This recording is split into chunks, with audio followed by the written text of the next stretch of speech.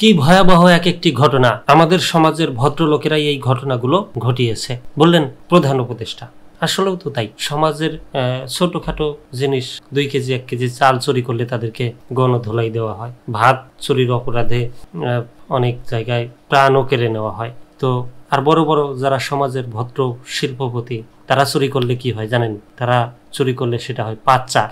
কোটি কোটি টাকা পাচার করেছেন, সম্মানের সহিত তাদেরকে সম্মান দিয়ে বলা হয়। প্রধান উপদেষ্টা অধ্যাপক মোহাম্মদ ইউনূসের কাছে দ্বিতীয় অন্তর্বর্তী প্রতিবেদন জমা দিয়েছে গুম সংক্রান্ত তদন্ত কমিশন। প্রতিবেদন পাওয়ার পর প্রধান উপদেষ্টা বলেন, কি ভয়াবহ এক একটি ঘটনা, আমাদের সমাজের ভদ্রলোকেরা, আমাদেরই আত্মীয় পরিজনেরা এই ঘটনাগুলো ঘটিয়েছে। আজ বুধবার বেলা 11টায় রাষ্ট্রীয় অতিথি ভবন যমুনায় প্রধান উপদেষ্টার কাছে প্রতিবেদনটি জমা দেন কমিশন প্রধান বিচারপতি মঈনুল ইসলাম চৌধুরী।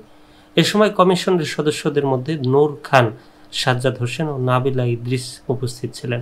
এছাড়া অন্যদের মধ্যে উপস্থিত ছিলেন উপদেষ্টা আদিলুর রহমান খান, জাতীয় নিরাপত্তা উপদেষ্টা খলিলুর রহমান ও প্রধান উপদেষ্টার মুখ্য সচিব সিরাজ উদ্দিন মিয়া। প্রধান উপদেষ্টার ভেরিফাইড ফেসবুক পেজে সব তথ্য জানানো হয়। প্রতিবেদন পাওয়ার পর প্রধান উপদেষ্টা বলেন, প্রতিবেদনটি ওয়েবসাইট ও বই আকারে প্রকাশের ব্যবস্থা করতে হবে। একটি ঘিরে শুধু বাংলাদেশ নয়, বৈশ্বিকভাবে আগ্রহ রয়েছে। প্রধান উপদেষ্টা বলেন, কি ভয়াবহ এক একটি ঘটনা, আমাদের সমাজের ভদ্রলোকেরা, আমাদেরই আত্মীয় পরিজনেরা এই ঘটনাগুলো ঘটিয়েছে। আপনারা যা যা কিছু পেয়েছেন তার ভিত্তিতে একটি হরর মিউজিয়াম হওয়া উচিত। গা শিউরে ওঠার মতো ঘটনা। এ ধরনের বন্দিশালা কেমন হয়? 3 ফিট বাই 3 ফিট খুপরির মধ্যে দিনের পর দিন, মাসের পর মাস আটকে থাকার পর যে নির্মাতা নিষ্ঠুরতার চিত্র মানুষের কাছে তুলে ধরা উচিত। প্রধান উপদেষ্টা কমিশনের সদস্যদের কাছে প্রতিবেদনের আশু করণীয়গুলো চিহ্নিত করে কোনটি কোন মন্ত্রণালয়ের আওতায় পড়েছে তা সুনির্দিষ্ট করে দেওয়ার নির্দেশনা দেন, যাতে সরকার স্বল্প সময়ের মধ্যে কাজগুলো শুরু করতে পারে। একজন কমিশন সদস্য প্রধান উপদেষ্টাকে বলেন, ঘটনাগুলো এতটাই ভয়াবহ যে জড়িত অনেক কর্মকর্তা ও অন্যান্যরাও অনুশোচনায় ভোগেন। তারা আমাদের সঙ্গে যোগাযোগ করেন আত্মশুদ্ধির একটা প্রচেষ্টা হিসেবে।